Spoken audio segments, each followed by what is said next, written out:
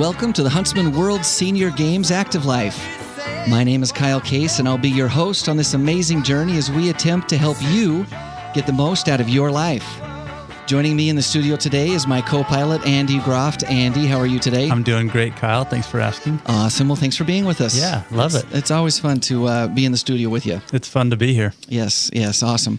So, Andy, you know that the Huntsman World Senior Games, which we represent, was founded on the principles of fostering worldwide peace, health, and friendship. That's right. We talk about that a lot at the office. And earlier this year, during one staff meeting, we were looking around the table, and we asked ourselves a hard question. And that question was, if we believe in fostering worldwide peace, health, and friendship, were we really living by these principles ourselves? So were we actually doing what we're espousing to do? That was the question we asked ourselves, right? Specifically, were we living an active and a healthy lifestyle as a staff? Mm-hmm. And I think that in many ways we were, probably some maybe a little better than others, but in some ways we were. But in many, many ways, we had room for improvement. Wouldn't you agree with that? Yeah, definitely. I mean, I think we're okay, but I think obviously we had room to do better. So as far as being active, doing what we hope our athletes do, we were okay, but we definitely could do better. Right. So we made a commitment to see what we could do to do better. And that was where our Office Health and Wellness Program was born. And I know that there are a lot of companies around the nation, even around the world, that have a wellness program. And so we decided it was time for us to get on board and to really pick up the pace and raise the bar and start to practice what we preach. Yeah, definitely. So the thing that we did is we went over to the Intermountain Healthcare Live Well Center. And all of us as a staff went through their evaluation. And incidentally, you don't have to go to the Live Well Center. It's just what we ended up doing, and it was very helpful to us. One of the main things that we discovered when we were over there is our resting metabolic rate, which is the number of calories that you burn just living, just breathing, your heart beating, just sitting your brain there functioning. You don't have to do anything. You can lay in bed all day long, and you burn a certain number of calories. Right. And so we found out for ourselves what that was. And that was kind of the basis, the foundation of where we started from. And everybody's different. Right, exactly. We learned that too. Yeah, everybody has a different interesting how different we were. Yeah. It was just surprising as everybody would come back from their evaluation. That was the first question everybody asked us. What's your resting metabolic rate? How many calories can you eat? And it was interesting what how the scope was. But anyway, just kind of an interesting thing that we found out, and we used that as kind of the foundation of our health and wellness program. And again, it's very simple, and anybody could do this at home if they chose to. But our plan is to stay under your resting metabolic rate or your caloric intake for the day. And if you do so, then you get 30 points for that day. Mm-hmm. In addition to that, you get 1 point for each minute of activity that you participate in. So if you eat right, and if you got 30 minutes of exercise, then you'd get 60 points for that day. Right. And very simple. If you got your 30 minutes of exercise, but you didn't eat good that day, you just have to put a 0 on the one, and you got 30 points, right? Points. And then, like you said, Andy, we track those points on a shared Google spreadsheet so everyone can easily log in. They can enter their points and see also how the others are doing. Yes, and we do that. In comparison to themselves. I'm constantly looking to see how everybody else is doing. Well, I think we all do that. So we've been doing this for a couple of months, several months now, probably 4 months now. How do you think it's going for you? It's been an awesome experience. It definitely makes me think more about it, and I've actually done better, especially at my eating, than I think I would have if I didn't have that accountability. I think for me, that's kind of been my thing as well. I'm just competitive enough, enough that I do find this motivating. Mm-hmm. I often, turn down a second dessert that I maybe normally wouldn't have turned down, but I'm more conscious of my eating. Because I want to put that 30 points down. Yeah. That's a big one. Right. You keep your calories under control. And likewise, 30 points. Likewise, I'm running on the treadmill or at the gym or somewhere, and I'm thinking, hey, I can go 5 more minutes. Because 5 minutes will make a difference. Right.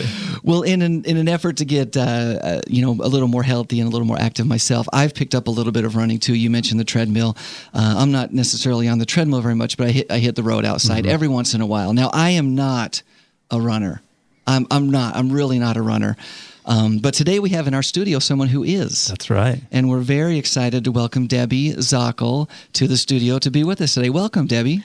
Well, I'm happy to be here. I don't know if I'm really a runner either, but I call myself that. You are a runner. There's no question. You're a runner. Well, Debbie is definitely a runner. In fact, I would consider Debbie, and she's going to be humble about this, but I would consider Debbie a world-class runner. Definitely. Simply by the sheer quantity of miles that she has ran over her lifetime. So welcome. And in addition to being a world-class runner, or as a world-class runner, she's done a lot of things, but she's also been a volunteer at the Huntsman World Senior Games for 27, going on 28 years. So that's awesome. And she's also a Huntsman World Senior Games Hall of Fame inductee.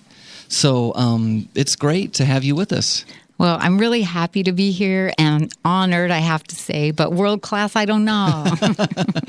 Well, I think yes. So let's just go with yes. Okay, well, at least Kyle. Andy and I will go with yes. Now, whether you feel comfortable with that or not, we'll go with it. But Debbie definitely is a runner. She has competed in over 200 marathons in her lifetime. Yes, on the 24th of July, I completed 230. Wow. Wow. 230 marathons. That's amazing. I can't even carry enough math to know how many miles that is, but that's just racing. I can't that's either. like 3,200 and something miles. And that's just competitive miles. That's not counting all training the training and the 20-mile runs that you do. So. Leading 4 up weeks to it, before right. that. Amazing. She's also an Ironman triathlete, which is incredible. She did the St. George Ironman, so that's fantastic. So when it comes to running, Debbie has been there and done that, and so we're excited to talk to you about that. One of the things that you've done that is truly and totally and completely unique to you, Debbie, is that you are the only one in the world who has ran every St. George marathon. You're the only one. And that was by accident. Well, I don't know that you could say 30, how many is it? We're going on 38. 38 accidents, but that's amazing. And the St. George Marathon is a world-class race in and of itself. It's consistently voted in Runner's World and in other places the most organized marathon in America, and so it's pretty awesome to have been a part of it. It has been, and it's been really humbling to see the growth. The first year we had 4 women. Wow. And this last year, women outnumbered men. Oh, really? I didn't know that. And to see the community support and the way it's grown, it's really it's amazing. And for a long time, I chased that best marathon. I'm looking for the best one. And one day I woke up and realized it was in my own backyard. It was right here in your own backyard. It's really evolved into one of the best. Like you said, when there was only 4, it was a small marathon that very few people knew about. Now it's a world-class marathon that, 7,500 to 8,000 runners? Well, they hold a lottery to get in. So, it's so popular that you can't just register and come and run. Right. Transportation being the biggest problem. They have to take all the runners from the finish line and bus them up to the starting line, and there's only so many buses and so many seats and so many minutes to get everybody up there. Right. So literally thousands and thousands of athletes register, and there's a lottery that is held, and about 8,000 or so, 7,500 to 8,000 is how many runners get in, and Debbie has been one of them for the past 37, going on 38 years. That is amazing. So you've ran 37. This year will be your 38th, is that correct? Right. Do you have a favorite memory? A favorite St. George? A favorite St. George I have experience? A few favorite St. George. Well, tell us about it. I'll try to with 37 to choose from. I'll tell you one that people remember the most. Maybe it's not my most favorite.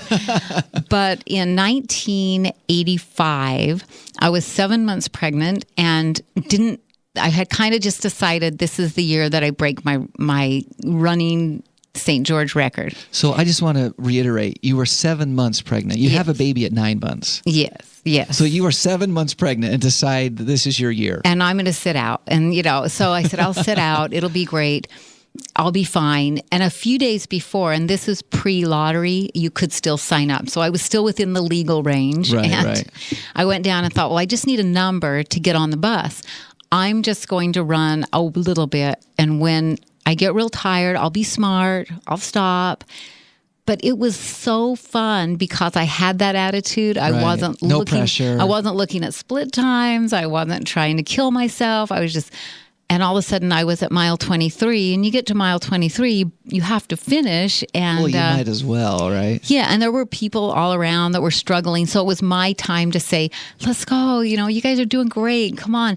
And a guy was nearly crying. And I said, I can get you to the finish line. Just stick with me. I can get you to the finish line. And in those days, it was televised. So suddenly the news cameras went past us. And I was like, oh, no. I told my husband I wasn't going to do this. My doctor doesn't know this. Watching this. And now here we go. And they did a U-turn really fast. So when you're running side by side, a person doesn't look down at your stomach. They're looking, they're just looking straight ahead and listening. And the people on the back of the TV truck said, hey, can we talk to you for a minute? Obviously, you're going to have a baby. And I'm like, yeah, I am. Well, the guy was so humiliated. He was just like, he was there running what? With you. You're helping me. And I had no idea you were. I never looked down. But it was a fun race. And my son now has completed the St. George Marathon last year. Wow. Well, a couple of times, but last year. He did it prenatal. Right. I mean, he'd run it once before. Right. And he used to say that. He used to use that for, like my older He's son already ran a marathon. Ran the marathon. He'd say, well, I did it before you. That is great. What a great story, wow, Debbie. That is awesome. So have you always been interested when you were a little girl? And how did that whole thing start? Well, I'm very old. I like to say that my first St. George Marathon, I was only 10, but obviously that's not the truth. Yeah. And I grew up in St. George. And in the 70s, women still did not participate in sports in southern Utah. In fact, when I was a senior in high school, that was the first year women were allowed to wear pants to school. Wow. And so I know that you don't understand that being young guys, but that was very normal and very common. The Boston Marathon only let women in the 70s. So St. George Marathon to start up in the 70s was very, wow. It's kind of cutting edge. They were really kind of ahead of the game. Yeah. But, so no, the answer to your question is no. I didn't grow up running but we always went swimming in the summer. We were kids. We rode our bikes. You were very active. We hoped really that it would rain so that every kid in St. George would ride their bikes to Flood Street so we could play in the water. And, that was like the things we did. That brings back a lot of memories for me because I grew up in Henderson, which is the same climate. Right. And when it would rain, we'd be so excited because the puddles would be so big and sometimes. So, but I wonder though, what did it for you? At what age did you say, I'm going to be a runner, or not I'm going to be a runner, but I'm going to start, running 5Ks or running 10Ks or. Well, my first race was actually the St. George Marathon. That was your first race? That was my first. You hadn't run a 5K or a 10K beforehand? Wow. No. They might not have been invented then. I don't know. But we had a really forward-thinking man who was the head of the recreation department, Sherm Miller. He ran a marathon and considered himself a marathon runner and said, we've got to do this in St. George. Well, it's so beautiful here. And I worked for St. George City in the rec department. So you had a bit of an in. So we were sort of coerced, like, come on, you're going to do it. It'll be really fun. I want to see the employees, kind of like those wellness programs. Right. So I thought, well, that sounds interesting. And I was always adventuresome. So I did that. And it was sort of like, I truly remember at mile 18 and 19 saying, I will never do this again. Yeah, why am I doing this? And when we got to the park, and the first one ended at Bluff Park rather than down at Wortham Park, and we got to the park, I laid down, I'd been there maybe 5 minutes. I heard someone talking about another marathon, and I said, okay, I'll take one of those papers. And something came over me that day. So that's the answer. I'm never going to do this again. When's the next one? What time does that one start? Well, if you're just joining us, you're listening to the Huntsman World Senior Games Active Life, and we're visiting with Debbie Zockoll, who is a marathon runner extraordinaire, one of the greats in the running world, in my mind at least, and the only person who has ever ran all of the St. George Marathons. And we've been talking a little bit about some of your St. George Marathon experiences, but you have ran over 200, you said 230 marathons. Right. Do you have another one? I mean, obviously, St. George stands out as your favorite. It's the closest to home and the easiest to access. But do you have another marathon that really stands out as far as all the races that you've run? Well, a lot of those are repeats because for most of my running time, I was a teacher and I needed to use just the weekend.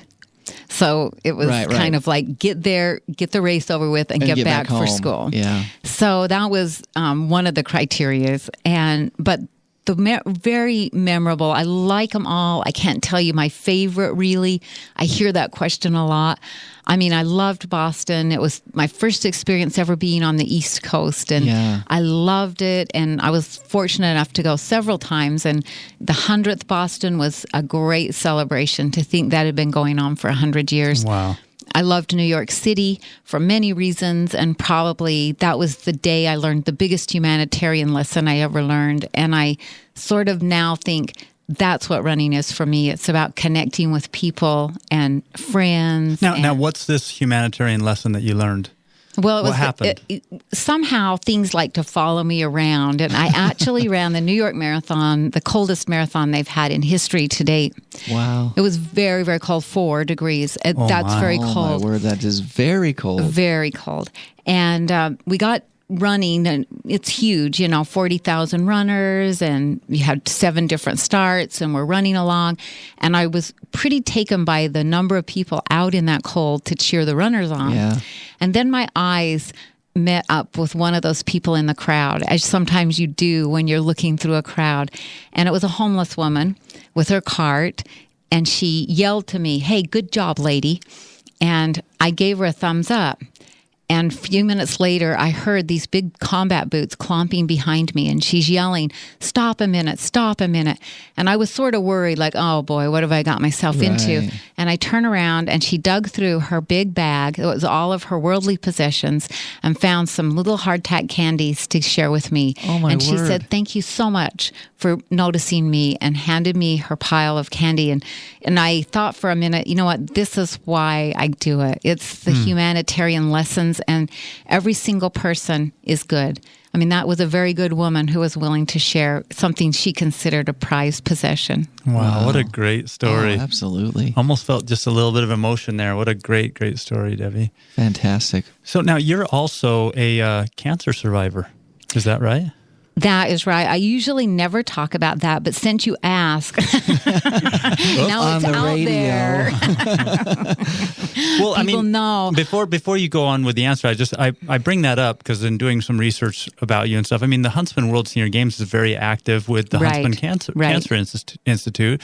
We love our cancer survivors, and I had to bring that up. Tell me how you dealt with that, how you trained through it, and It's very interesting. I always say running saved my life in more ways than one, because I actually detected my cancer by a fall that I had in a marathon. And I was down in Southern California in Surf City Marathon. I fell at mile 4 because I'm clumsy, not because I had cancer. But I fell on my arm and on my chest, and my chest never healed. It went 3 months. I finally went in the doctor, had a mammogram, and I had breast cancer. Wow. So I probably would not have found that had I not had that fall. So that's why advanced. I say, because it was very small, less than a centimeter. I was very lucky to find it early. But because of the injury and what happened, then I was able to detect it much sooner. And so running did save my life. When I got with my oncologist, my first question was, I'm a runner. Right. I've got to run now. I have a race in 2 weeks. And she said, okay, after your surgery, you can race. And she said, I want you to be a runner. But I don't think she quite grasped what I was talking about. Right. As I hobbled into her office 2 weeks later, she thought for sure something terrible had gone on. And I said, no, I just finished the Ogden Marathon. she thought you were running around the neighborhood. Yeah.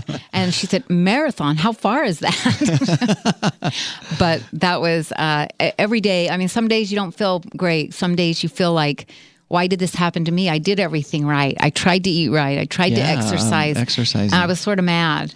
But now I sort of regret that I spent so much time being mad, because really there was a day that I woke up and said, why not me? I am tough. I am strong. I'm going to get out there every day and run. And when I run, I know I'm alive. Yeah, wow. what a great message.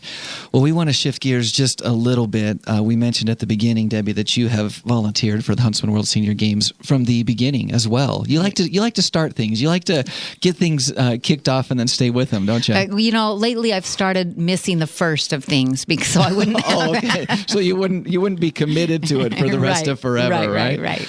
Well, let me just say that we are grateful to you for the service that you provided to the games, and you've been there from the beginning. What did you start out with the games? I started out in cycling, actually, and it was really fun. I was just sort of enlisted by a few people, like, won't you come help? And it was really fun. And I thought, well, I can do that because I was on year-round school then, and the games came up right during my off track. So it was perfect for me to help out. And then I went to swimming a little bit, helped there. And then I think it was 2 or 3 years, and they got in a pickle. They went, oh, somebody just quit. We need a director on road racing. And I'm like, I can't do that. It's too big of a job for me. I have a full-time job. And here I am. And here you are, years and years later, still acting as our road races director. And she's, Debbie has been doing that forever and has really helped raise the bar of the race and just made it an enjoyable and a professional experience. Do you have a favorite memory from the Huntsman World Senior Games? You've been with it forever. Is there something that stands out? Oh, yes, I have millions. That's why I always come back. Sometimes you get frustrated and think, I can't do this any longer. But the participants are what make you come back. And it's so fun. And it's so fun to hear them and get to know them and hear their stories. And, one time, probably the funniest memory I have is we were ready to start the 5K. And I mentioned to one of the participants, you better get ready. You've still got your pants on. So he took his pants off and he'd forgotten to wear his shorts. Oh my God. He really took his pants off. He had his white underwear. So did he decide to run in his pants or run in his skivvies? He let out some words that we probably shouldn't say, and then he went ahead and ran in his long pants. Well, that's what a funny memory. That's awesome. So again, just shifting gears just a little bit. I mentioned at the beginning that I'm kind of starting to run. Now, I am nowhere near ready to do a marathon yet. Yes, admittedly, you I'm are. not. Yes. Well, yes. I mean, maybe someday I'd like to be, but I'm not there yet. It's hard for me to run, 2 miles, 3 miles. That's where I'm at right now. But do you have any advice for somebody like me who is kind of starting and just getting out? Well, my biggest advice is don't quit. Okay. Start, don't quit. And the second thing I want to tell you is I am the poster child for average. And so if I can do that, anyone in the whole world can do it if they want to. I'm not an advocate for people to do it if they don't want to. Right. But if you want to do it, anyone can do it. Wow. So that's awesome. Even somebody who's, let's just say, listening to this show on their couch, saying, hey, I don't even, I walk slow to the kitchen. What would you say to me? Let's say if I'm a couch potato. Then just start walking slow to your kitchen 2 or 3 times a day, and then walk to your mailbox, and then walk around the block, and anyone could really do it if they want to. Awesome. That is really incredible advice and great advice, and it's kind of what the games are about to some degree. We want to offer that opportunity for competition to people who maybe think it's too late for me. That time in my life has passed. I may have done it earlier, or I may not have done it earlier, but it's too late now. And we have the opportunity to really provide that to people, and it's I think it's fair to say that it's very satisfying. Yes, it is. And I have participants that started in their 50s, so it's never too late. And just a quick thought, I'm inspired by you saying, just do something, because really everyone can do it. It's so easy to stand on the sidelines, but it's so rewarding and gratifying when you just do it. Quit worrying about, am I going to be fast enough? Am I going to make a fool of myself? And just do it. Right, exactly. That's awesome. Well, Debbie, that's about all the time we have for today. It's really been fun to visit with you. I hope you can come back sometime. I will look forward to it. Awesome. Very good. Well, if you're listening live and you've been thinking that you might want to get involved and compete in the games like Debbie has for herself in a variety of different races, but if you think this is the time for me to get involved in the games, we do offer 28 different sports, and let me give you a heads up to the fact that registration is coming to an end. The last day to register for the Huntsman World Senior Games is September 1st. So we're just a few weeks out. So don't delay. Now is definitely the time. Also, don't forget to tune in next Thursday, where we'll be continuing to explore the active life on AM 1450 or FM 93.1 for those who listen live. And for those of you outside the area, you can listen to this and any previous episodes right from our website at www.seniorgames.net.